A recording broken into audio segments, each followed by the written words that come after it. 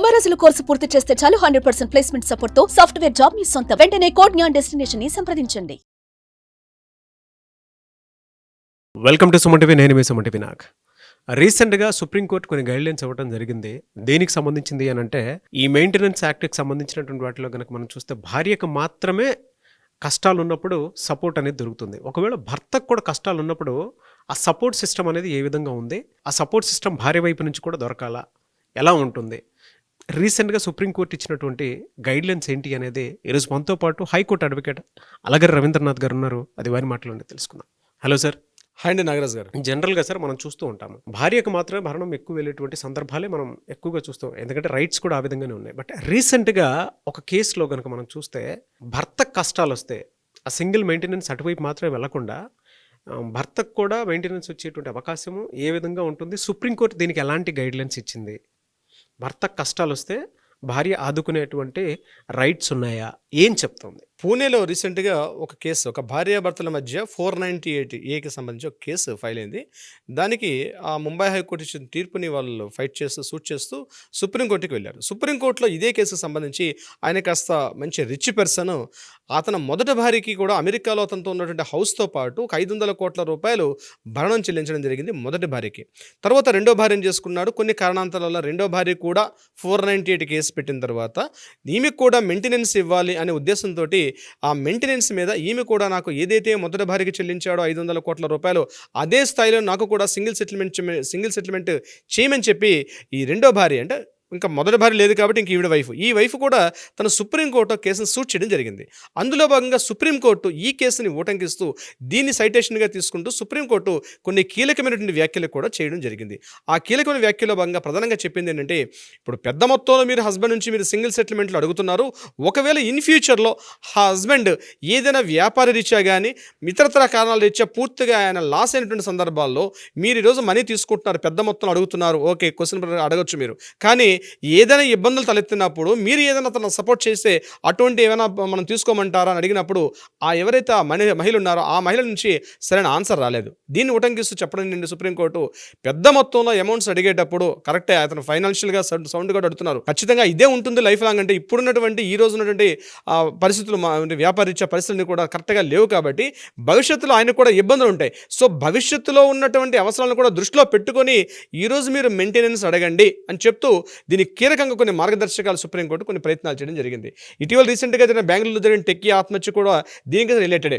అంటే ప్రధాన అస్త్రంగా వాడుకుంటున్నారు మహిళలు. కేవలం మ్యారేజ్ అన్నది ఒక ప్రధాన అస్త్రం, ఆదాయ వనరుగా పెంచుకునే ప్రయత్నంలో కొంతమంది మహిళలు ప్రత్యేకించి దీనిని ఒక వెపన్గా వాడుతున్నారు, ఒక ఆయుధంగా వాడుకుంటున్నారు.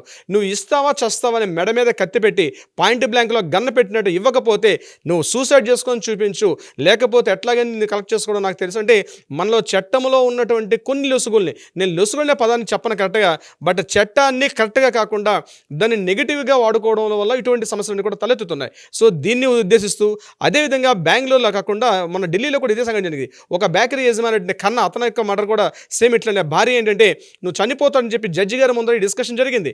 నువ్వు చనిపోతా, నేను సూసైడ్ చేసుకొని చనిపోతానంటే నిజంగా నీకన్నా ధైర్యం ఉంటే సూసైడ్ చేసుకొని చావన్నప్పుడు కూడా న్యాయమూర్తి గారు దానికి పెద్దగా స్పందించకుండా అతను సూసైడ్ చేసుకొని చనిపోయాడు. తర్వాత పెద్ద ఇష్యూ అయింది. గడిచిన ఒక 4 days బ్యాక్ కూడా ఇదే మనోవర్తి మెయింటెనెన్స్ మీద అతుల్ సుభాష్ కావచ్చు, ఈ ఖన్నా గారి విషయంలో కావచ్చు, నేను ఇప్పుడు చెప్పే పూణే విషయంలో కావచ్చు, సుప్రీంకోర్టు పర్టికులర్గా చెప్తుంటే ఇది ఒక ఆయుధంగా వాడుకోకండి. ఇంతకుముందు 498 కేసు అంటే కేవలం ఆదాయ మార్గం ఒకటే కాకుండా వాళ్ళ యొక్క నాన్నలు, వాళ్ళ తండ్రులు, వాళ్ళ మేనమామలు, వాళ్ళ బ్రదర్స్ అందరి మీద కూడా కేసులు పెట్టి బలవంతంగా తీసుకెళ్లి జైల్లో పెట్టి కూడా, అంటే గృహహింస చట్టం ప్రకారం వాళ్ళని రకరకాల సెక్షన్లు, వాళ్ళకి నాన్ బెయిలబుల్ వారెంట్స్ కూడా చేయడం జరిగింది ఈ విషయం సంబంధించి.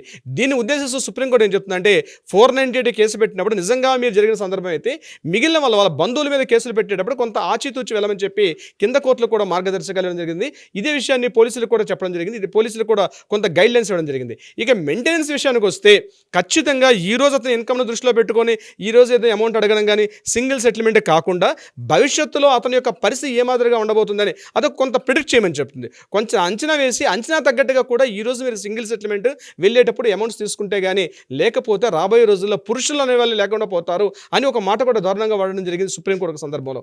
అంటే ఏదేమైనప్పుడు కూడా మెయింటెనెన్స్ మీద కొన్ని మార్పులు చేయాల్సిన అవసరం ఉంది. మార్గదర్శకాలు వచ్చాయి.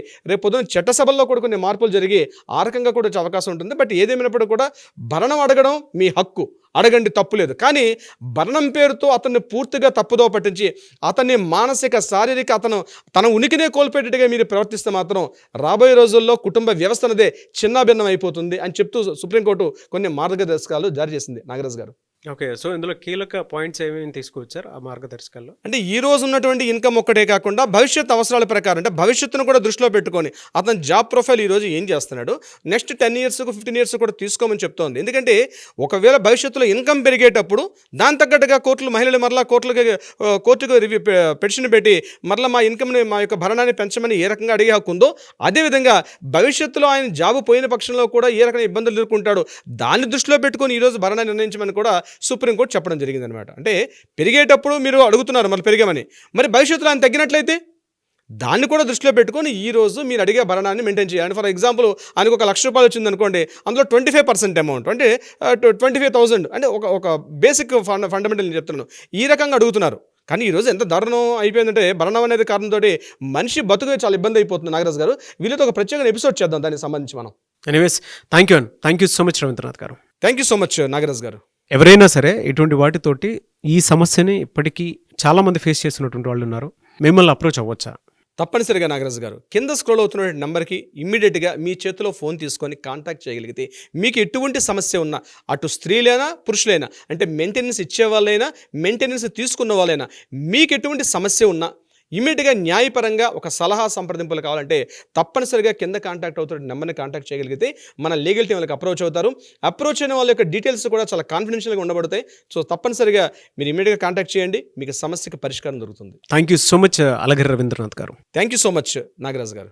సో అది మీకు ఎవరికైనా ఏదైనా చిన్న ప్రాబ్లం ఉంది అనుకున్నట్టు మీకు అనిపిస్తే మాత్రం, ఆ విధంగా జరుగుతుంది అనుకుంటే, అంటే మీకు అన్యాయం జరుగుతుందని మీరు కనుక భావిస్తే, స్క్రీన్ మీద అలగిరి రవీంద్రనాథ్ గారు, హైకోర్టు అడ్వకేట్ కాంటాక్ట్ నెంబర్ కనిపిస్తుంది, దానికి మీరు అప్రోచ్ అవ్వచ్చు. అండ్ ఈ వీడియో లైక్ చేయండి, షేర్ మాత్రం తప్పకుండా చేయండి. ఇలాంటి మరిన్ని వీడియోస్ కోసం మా ఛానల్ ఫాలో అవ్వండి. Thank you.